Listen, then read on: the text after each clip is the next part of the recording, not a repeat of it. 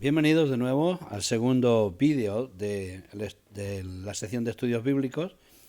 Estamos estudiando sobre intercesión. Así que este es el segundo vídeo donde vamos a seguir hablando de la intercesión como una forma de oración pues imprescindible para el creyente de hoy.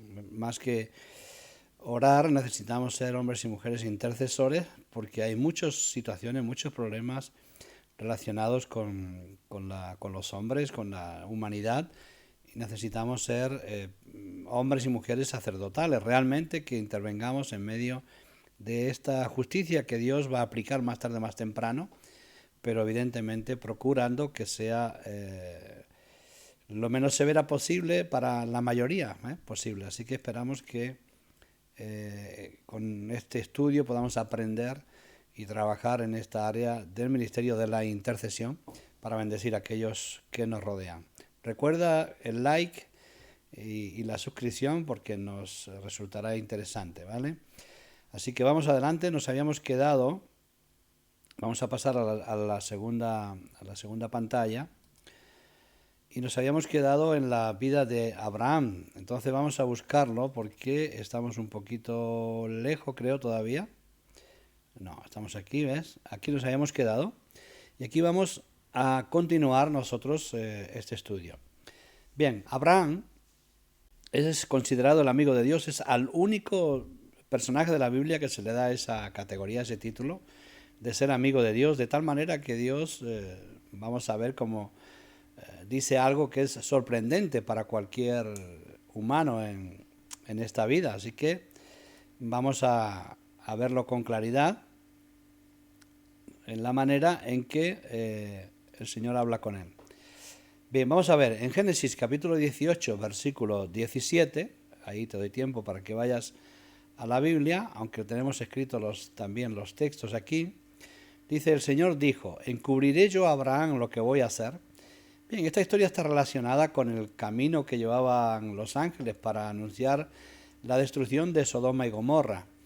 Y Dios pareciera, ¿no? Es lo que la Biblia nos relata, aunque tenemos que saber estudiar cuando hablamos de Dios.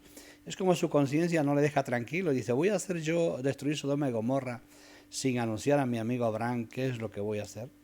Y en Génesis capítulo 18, versículo 17, estas palabras expresan muy bien el tipo de relación que había entre Abraham y Dios cuando él decide traer a juicio o el juicio sobre Sodoma y sobre Gomorra, dos ciudades corrompidas al extremo. Entonces Dios va a traer el juicio sobre la corrupción, siempre lo va a hacer. Evidentemente también es verdad que Dios espera al punto más álgido de cualquier situación con el propósito de aplicar justicia, porque sabe que su justicia es difícil llevar por las almas humanas, ¿no? Así que traía esta destrucción sobre Sodoma y Gomorra, estas dos ciudades, debido a su pecado. Y él se siente en la obligación, aunque no tiene ninguna obligación, Dios se siente en la obligación de compartir esta decisión con su amigo Abraham. Así mismo lo titula la Escritura, que es una cosa absolutamente maravillosa, ¿no? El Todopoderoso, Dios el Poderoso, el Creador de los cielos y la tierra, considerando la amistad de un hombre mortal, como también lo vemos en Santiago capítulo 2, 23. De allí en adelante, una serie de hechos se desencadenan y muestran la acción de ese patriarca como un modelo de intercesor a ser seguido. Es decir, él intercede por Sodoma y Gomorra. Es cierto que al final no se encuentra, Dios le pone una serie de parámetros a seguir para que él no interceda, pero eso parece ser que no ocurre. Entonces, no ocurrió. Al final se emitió el juicio sobre Sodoma y Gomorra porque no se encontró ni un solo justo, excepto Lot, que ya estaba considerado entre los justos. Bien, aquí tenemos este título, que es la intercesión. Venimos de una serie de necesidad que requiere la intercesión. Es una expresión de intimidad. Cuando leemos en Génesis capítulo 18, del 17 al 33, que lo leas ahí en tu casa, vemos la narrativa de toda la historia mencionada y pronto notamos que la actitud intercesora de Abraham era el resultado de su relación íntima con Dios. Es decir, él conoce el corazón de Dios. Y es por eso que él le está suplicando. Dice, si hubiera 50 justos, si hubiera 40, si hubiera 30, si hubiera 20, si hubiera 10, todo el tiempo él está intercediendo y atribuyendo o tocando el punto débil, si es que tuviera alguno, que no lo tiene, pero ese punto misericordioso de Dios. Si hubiera algún justo ahí, aplicarías también tu justicia. Y bueno, de esta manera vemos una relación íntima de Abraham con Dios, ¿no? Eso está patente en el hecho de que Dios buscara para revelar lo que iba a hacer, así como también en la libertad de Abraham en discutir el asunto con Dios. Desde ahí vemos un asunto de intimidad. Los creyentes intercesores deben ser personas que tengan intimidad con Dios, porque vamos a rogarle, a pedirle, vamos a hacer que Él tenga misericordia de aquella persona por causa nuestra. Usted sabe que muchas veces Dios no obró en contra de Israel por causa de David, y no obró en contra de sus hijos por causa de David, y Dios no obró en contra nuestra, los seres humanos, por el pecado por causa de Jesucristo. Entonces, por eso, porque ellos tienen intimidad. Evidentemente David era un hombre que tenía intimidad con Dios, Abraham tenía intimidad con Dios y por supuesto Jesús tenía plena intimidad con Dios. Entonces requiere que si vamos a interceder por alguien, no seamos creyentes de andar por casa, ¿no? Sino creyentes que estamos en la casa de Dios, intercediendo y teniendo intimidad con Él. Decimos que en este nivel del ministerio que debemos buscar a Dios para nuestras vidas, piensa bien esto que es necesario. ¿Qué es más fácil? ¿Rogar por alguien ante un amigo o rogar por alguien delante de alguien al que no conoces bien? Lo repito, ¿qué es más fácil? ¿Rogar por alguien ante un amigo o rogar por alguien delante de alguien al que no conoces bien? La respuesta es obvia. Acercarnos a un amigo y pedir en favor de otra persona es una actitud normal y natural, y probablemente obtendremos éxito en nuestra intercesión. Es decir, lo que está queriendo decir esta explicación es, nosotros vamos a rogar a alguien al que no conocemos por alguien al que conocemos. En realidad es más bien a la inversa. A alguien al que nosotros íntimamente conocemos le vamos a rogar para que sea benefactor o bendiga a alguien al que no conocemos. Eso es lo más normal y la actitud normal y natural, y probablemente obtendremos un éxito en nuestra expresión. La intercesión es nuestra responsabilidad para con los nuestros. Otra verdad que aprendemos con el padre de la fe, con Abraham, es acerca de la responsabilidad directa que tenemos para que algunas personas, o sea, para con algunas personas. Dice ahí, hay personas las que Dios nos pone muy cerca, quizás por los que debemos de interceder. No sé por qué razón Abraham intercedió por Sodoma y Gomorra, sabía que estaba allí su sobrino Lot. Por lo tanto, está diciéndole, si hay algún justo, vas a castigar. Está pensando en su amigo Lot, en su sobrino Lot. Es necesario que haya intimidad con Dios y también tengamos una causa por la que interceder, ¿no? Y esa causa normalmente es la relación que tenemos con los que nos rodean. Por lo tanto, aquí vemos que el padre de la fe acerca de esta responsabilidad directa que tenemos para con algunas personas. Abraham tenía intereses personales en juego en la ciudad de Sodoma porque allí estaba Lot con su familia, así que automáticamente él está pensando en la destrucción de esa familia. Este hombre había seguido a su tío, que hablamos de Lot ahora, que desde Harán era como un hijo prestado, es decir, era un sobrino pero al que debía querer mucho por cuando se unió a ese peregrinaje y a esa aventura de buscar esa tierra prometida desde el principio de los tiempos, ¿no? Por eso Abraham se sentía espiritualmente responsable por su vida e interfirió ante Dios. Bien, tenemos que aprender esto con relación a la necesidad. Tenemos que tener algún interés para interceder por alguien o por algo. Si no amamos una ciudad, ¿qué vamos a interceder? No van a hacer de nosotros. Si no amamos a una persona, no van a hacer de nosotros interceder por ella.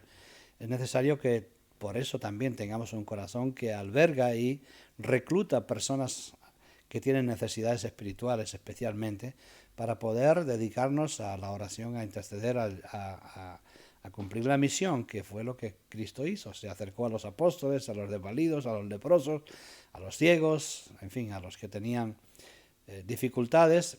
Él se acercó a ellos, los amó, y es por eso que intercede de una forma absolutamente de autoridad, ¿no? Así que necesitamos asumir esta responsabilidad de oración por nuestra familia, especialmente, ¿no? Como hacía Job en el capítulo 1, versículo 5. Él intercede y ora por su familia continuamente. También por nuestros discípulos, aquellos que se congregan con nosotros, que nos ayudan en el ministerio, como era la práctica de Jesús, como lo vemos en Juan 17, versículo 9, capítulo 17, versículo 9.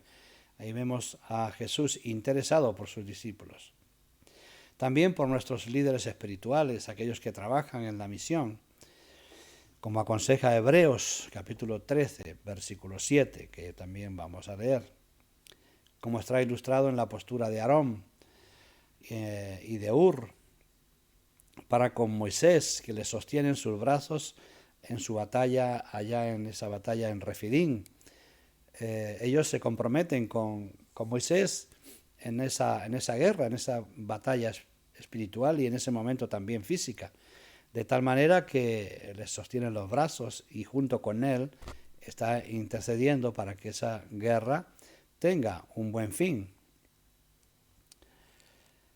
Esto lo vemos, esta historia la vemos en Éxodo, capítulo 17, versículo del 8 al 13. Y también por personas específicas que el Señor nos llama a interceder sistemáticamente. A veces tenemos en nuestro pensamiento alguna persona e insistentemente no entendemos qué es lo que pasa, no entendemos por qué. Cuando Dios pone carga personal de alguien en nuestras vidas es porque quiere que puede estar en algún peligro, en alguna situación grave, que nosotros oremos de forma intercesora por esa persona. Así que cuando Dios ponga en tu vida carga por alguien, entonces debemos de tener la precaución y la conciencia de saber que nos está poniendo una carga con el propósito de que nosotros oremos e intercedamos por ellos.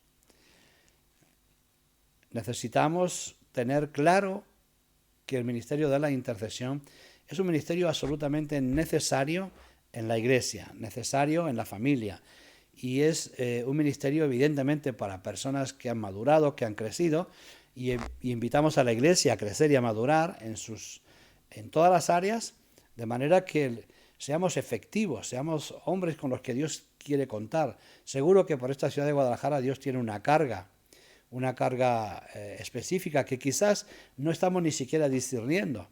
En ocasiones las personas tienen una sensibilidad especial de situaciones que están aconteciendo cerca de su vida, y es porque Dios nos pone carga, ¿no? Nos pone su carga, su deseo de bendecir ciudades y personas, y necesita alguien que interceda, que se meta por medio. Claro que Cristo ya intercedió por todos nosotros, pero evidentemente ahora somos comisionados por Cristo para continuar esa función sacerdotal en la tierra, y necesitamos ser sal y necesitamos ser luz, y es por eso que necesitamos rogar a Dios para este ministerio intercesor, porque es que yo creo que es una manera de engendrar hijos, ¿no? El apóstol Pablo dice que engendró a sus discípulos, a muchos de sus discípulos en sus prisiones, prisionero en lo físico, allá su espíritu está enardecido y pensando en ciertas personas que a la postre se convierten, porque de alguna manera los engendra a él a través de esa intercesión, de esa relación amorosa entre Jesús y Pablo, ya que era realmente un hombre absolutamente enamorado de la persona de Cristo, ¿no? Entonces esa relación personal entre el espíritu de Pablo y el espíritu de Dios regenera corazones, regenera espíritus. Y eso tenemos que buscarlo, hermanos, en la iglesia. Estamos hablando de ministerios importantes, como es la intercesión y como es la oración, pero más bien intercesión, oración y clamor son los elementos que vemos en los grandes siervos de Dios. Vemos a Ana clamando a Dios por un hijo, era una angustia lo que minaba su vida, era tremendamente dramático para ella no tener hijo, y no le valía orar porque oraba siempre y hacía sacrificios siempre, porque iba cada año al templo, pero llegó un punto donde su vida, y por causa de la presión de la otra esposa, de su marido Elcana, ella agarró una fuerte carga de oración y lo convirtió ya en una oración intercesora, porque ofreció incluso lo que más anhelaba, que era tener un hijo, que si nacía se lo entregaría para servicio de por vida, ¿no? Así que sacrificó incluso lo que pidió, por lo que intercedió, ya lo sacrificó ahí mismo para la gloria y la honra de Dios. Así que hasta aquí vamos a seguir con el curso. Creo que hay otros temas más adelante también. Hayan visto el de los concilios, pero seguramente que esto lo vamos a dar más adelante. Lo que sí vamos a seguir es ofreciendo temas específicos para el discipulado de la Iglesia Betania y que puedan servir también para aquellos que les guste el canal de Betania y quieran escucharlo. Hasta aquí, hermanos, bendiciones. Espero que les sea de bendición y recuerden de darnos su gratificación, no económica, también si la quieres económica, pero no la pedimos económica, especialmente ese me gusta o esa suscripción para seguir compartiendo con vosotros otros estudios muy reducidos. Quiero que sepan que son estudios simplificados. Esto no es una universidad, simplemente soy un pastor que pretende trasladar aquellas cosas aprendidas y leídas a través de los años de forma sencilla y genérica para una iglesia en general. Que el Señor les bendiga y esté con todos vosotros, de la misma manera que está con su iglesia. Así que espero veros pronto en otros cursos, y hasta entonces me despido de todos vosotros. Gracias por estar ahí. Oramos, pero especialmente orad vosotros en vuestros hogares para que Dios nos ayude a seguir adelante con todo esto. Bendiciones.